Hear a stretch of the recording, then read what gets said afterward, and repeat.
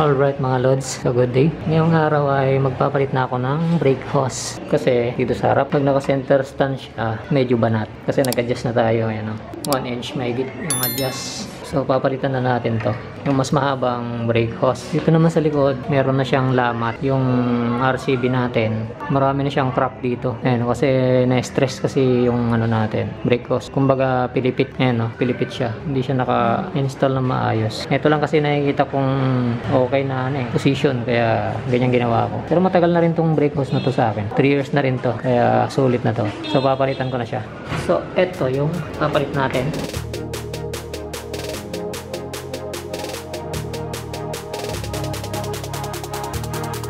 Ito lang yung kaya ng budget natin. Silver yung kulay. King Drag yung kanyang brand. Yung panglikod, ito, 56 cm.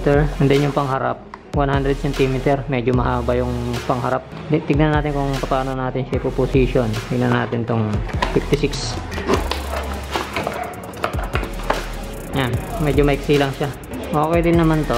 Meron siyang, ayan o. Kaya may position mo siya na maigi. Pwede mong palitan ng ibang kulay yan. Ito naman yung 100 cm.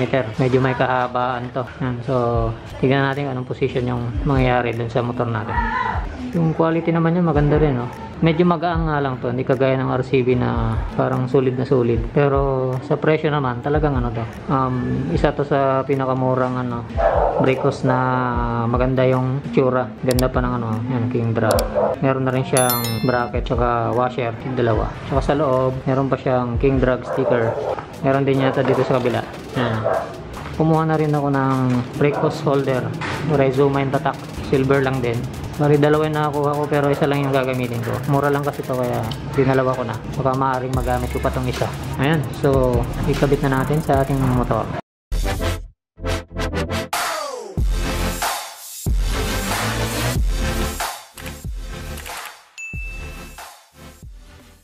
Alright, so syempre bago natin kabit, tanggalin muna natin yung lumang brake hose natin.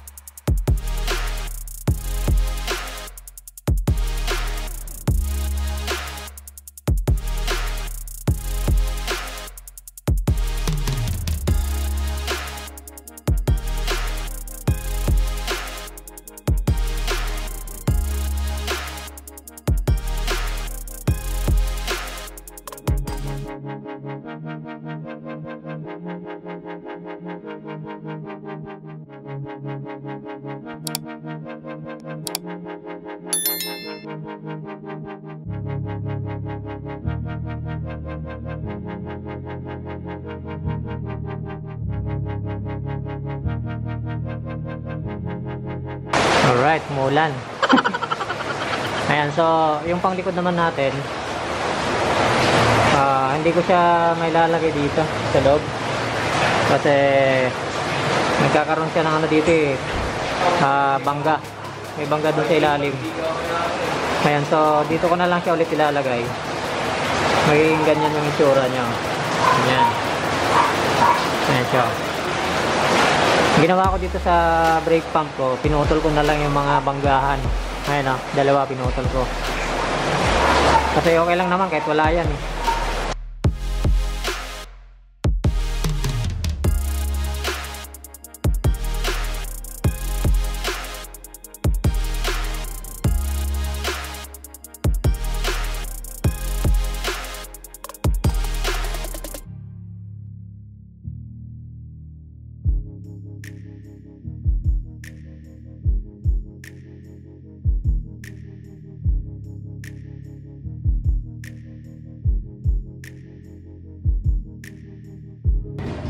Alright, so ayan na mga lods.